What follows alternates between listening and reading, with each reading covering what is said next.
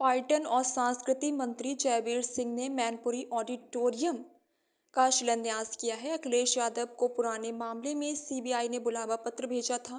जयवीर राजभर की नाराजगी पर बोले। जयवीर सिंह राजभर हमारे सहयोगी दल के नेता हैं और उनसे ही पूछें। जयवीर क्रॉस वोटिंग पर बोले। जयवीर सिंह समाजवादी पार्टी अपनी अंतरात्मा टटोल कर देख लें और 2012 से 17 तक खुद क्या किया था। जयवीर जब समाजवादी पार्टी सत्ता में थे तब यही करते थे और क्या हम भी वही कार्य करें। पुराना अनुभव है, बीजेपी आकर्षण का केंद्र है। अगर मन बना ले तो आज ही समाजवादी पार्टी खत्म हो जाएगी। हम रिकॉर्ड रूप से कह रहे हैं, लेकिन संविधान को हम मानते हैं। जयवीर जनता ने निर्णय ले लिया है और राज्यसभा चुनाव हो या चौथी बार मोदी को प्रधानमंत्री बनाना हो, जयवीर सिंह इस बार 400 पार के नारे के साथ 80 में से 80 जीत रहे हैं, जिसमें मैनपुरी भी शामिल है। मैदान में उतर रहे हैं, क्या मैनपुरी में आप भी अपने कर रहे हैं?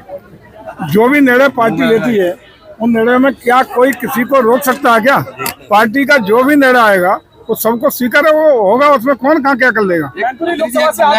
अंतरात्मा की आवाज, लेकिन राजभर जी ने कैमरे के सामने बोला अंतरात्मा की आवाज क्या होती है, माल होता है। एक वर्ग क्या कहेंगे? देखिए, राजभर जी के बारे में सबको पता है, हमारे सम्मानित नेता हैं, लेकिन भाजपा के नहीं है, हमारे सहयोगी दल के नेता हैं।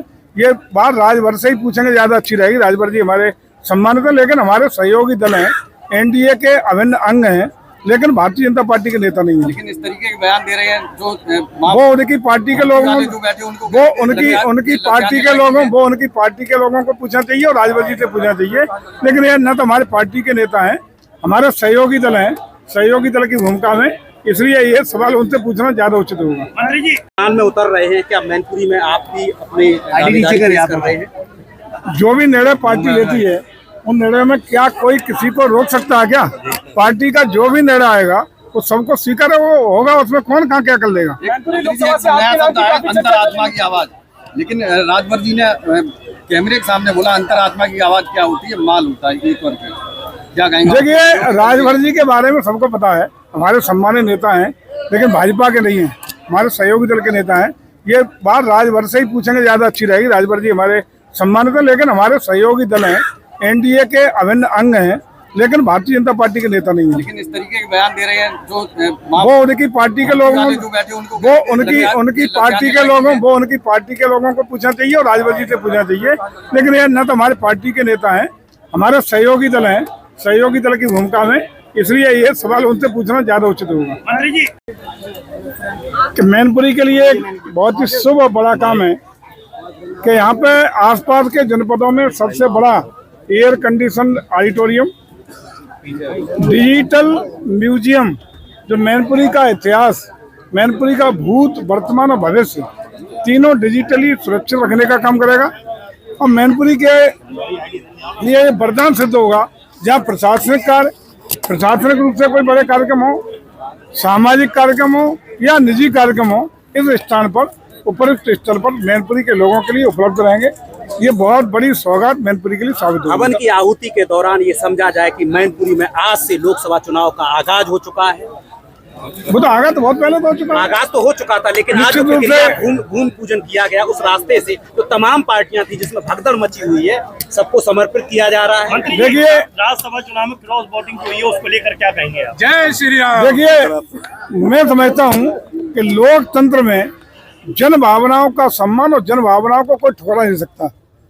लोकतंत्र में जनता ने निर्णय तीसरी बार मोदी जी को 400 पार कराने का ले लिया है।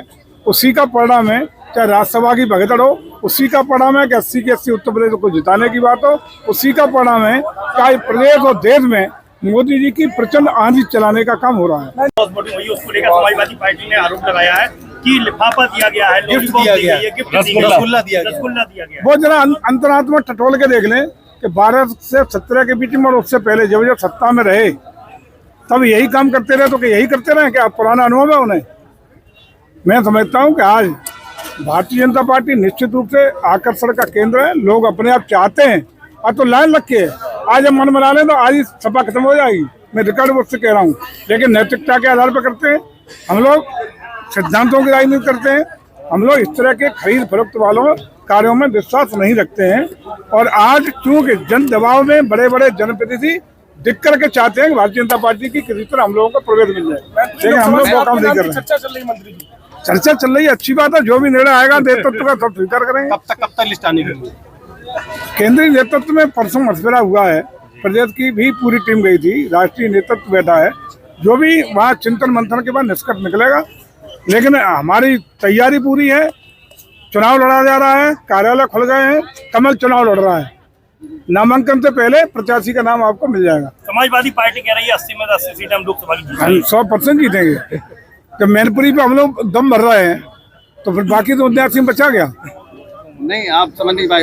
समाजवादी पार्टी हम 80 की 80 सीटों पे हराएंगे। समाजवादी पार्टी का तो परिणाम 22 में भी मुख्यमंत्री बन गए थे वो, शायद चीफ सेक्रेटरी से लेके डीजीपी सब कुछ हो गया था।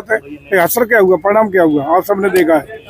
मैं समझता हूँ कि अब किसी का कोई भविष्य उत्तर प्रदेश में नहीं है। भारतीय जनता पार्टी का कमल 80 की 80 पे खिलने वाला है। देश में अब की बार 400 पार दे करके देश की जनता ने आदरणीय मोदी जी को तीसरी बार देश की बागडोर देने का मन बना लिया है।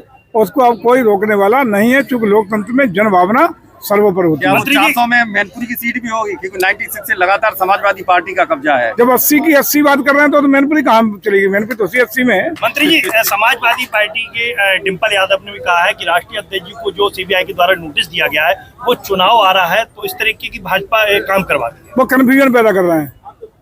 गायत्री प्रजापति के खिलाफ जो सीबीआई जांच चल रही है भूतत्व खनन कर्म को लेकर के, उस समय की जांच में अखिलेश जी खुद इस विभाग के मंत्री थे, सीएम थे, तो बतौर गवाह, क्योंकि उनके कार्यकाल में हुआ, वो सीएम से बतौर गवाह उन्हें बुलाया गया है ताकि वो अपना पक्ष प्रस्तुत कर सकें। अभी वो मुलजिम की हैसियत से नहीं बुलाए गए, न वो अभियुक्त हैं।